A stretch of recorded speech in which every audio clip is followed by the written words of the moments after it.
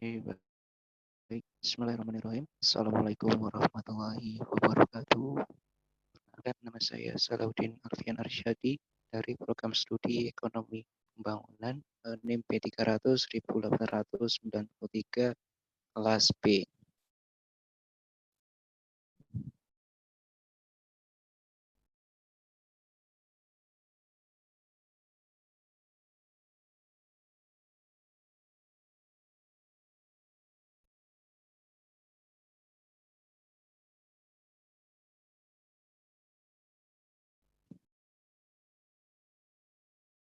Oke, kali ini kita akan membahas tentang mengukur proyek energi terbarukan menuju pertumbuhan inklusif. Sebelum masuk apa sih mengukur proyek energi terbarukan menuju pertumbuhan inklusif,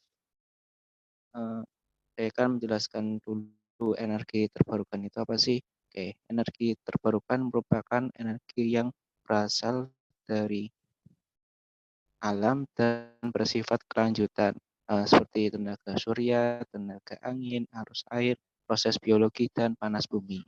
Oke, di sini saya akan membahas 3 poin ya. Yang pertama itu poin tentang proyek energi terbarukan terkait pengentasan kemiskinan. Oke. Pada poin kali ini, kontribusi proyek dalam memberikan akses dalam strategi pembangunan nasional dan menjadi peluang partisipasi masyarakat serta mengurangi dampak lingkungan. Oke, dengan adanya proyek energi terbarukan itu seharusnya dapat memberikan suatu manfaat yang lebih terhadap masyarakat maupun negara. Kita juga sebagai pelaku proyek harus mempertimbangkan berbagai hal agar tidak merugikan lingkungan sekitar, baik dari masyarakat ataupun sumber daya alam dan hewaninya. Oke, selanjutnya pada poin kedua yaitu pembiayaan proyek energi terbarukan. Oke, saya akan ambil contoh rumus ini. IRN plus 1 sama dengan IRN min NPN, NPN min NPN RN min RN min RN per N min 1. Oke, di mana NP sama dengan NP proyek, min NP tanpa proyek, NP sama dengan keuntungan itu yang dihasilkan melalui manfaat dan non-manfaat RN sebagai Economic Rate of Return atau IRR antara estimasi proyek dan non-proyek. Oke, dalam pembiayaan proyek kita juga harus memperhatikan return dari proyek tersebut. Pastinya perusahaan lain dalam mengakuisisi, misalkan pada proyek energi terbarukan itu tidak boleh jauh dari returnnya. Returnnya itu harus sesuai dengan apa yang diasumsikan oleh perusahaan yang akan mengakuisisi proyek energi terbarukan tersebut. Oke. Yang ketiga, yang ketiga ialah identifikasi risiko di RES. Risiko ini diukur menggunakan probabilitas untuk masing-masing faktor risiko.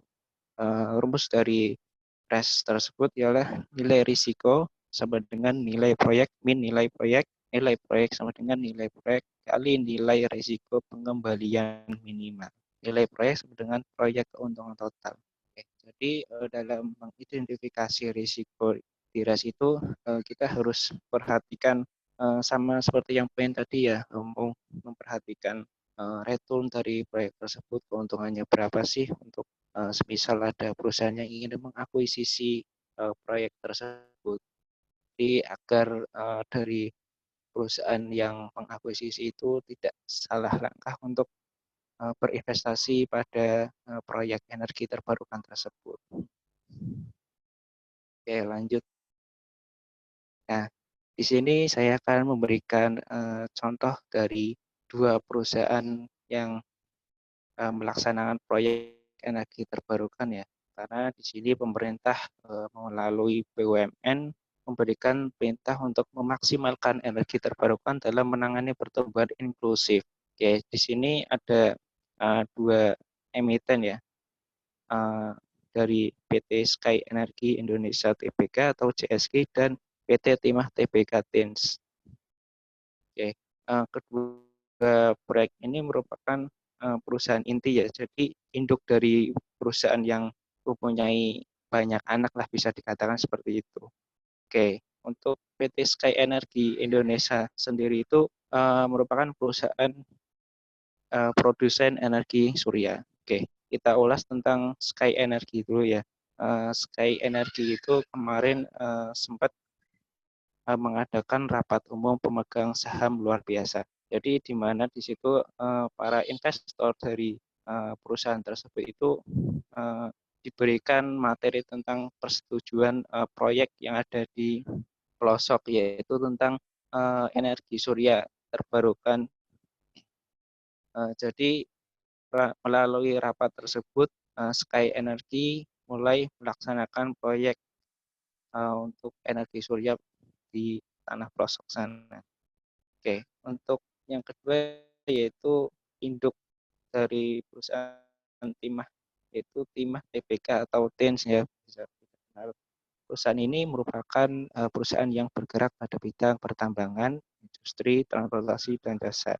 Nah, kenapa sih TINS bisa dikatakan sebagai suatu perusahaan yang menggerakkan energi terbarukan? Oke, bisa kita lihat kemarin kan dari info yang diberikan oleh Presiden kita Pak Jokowi itu mengatakan bahwa Tesla akan mendirikan perusahaan di Indonesia. Nah, untuk tahunnya itu pun mungkin kurang lebih sekitar 2021 atau 2022. Oke, dalam pembentukan pabrik Tesla tersebut kita kan juga harus mempunyai cadangan untuk energi terbarukan.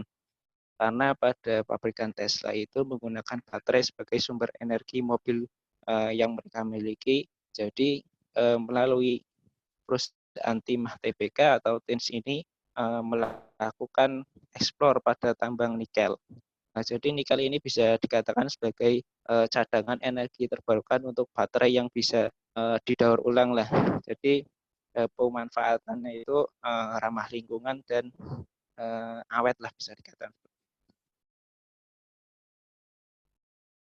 Oke, Timah ini salah satu dari perusahaan yang merespon tentang adanya itu ya produksi Tesla yang akan dicanangkan di Indonesia untuk investasi ke depannya.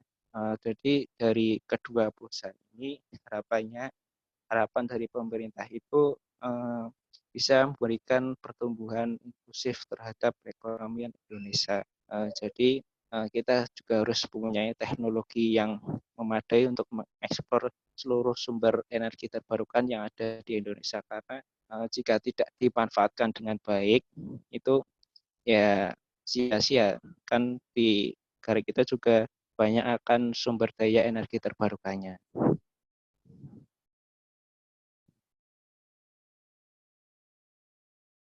Oke, mungkin itu saja yang dapat saya sampaikan.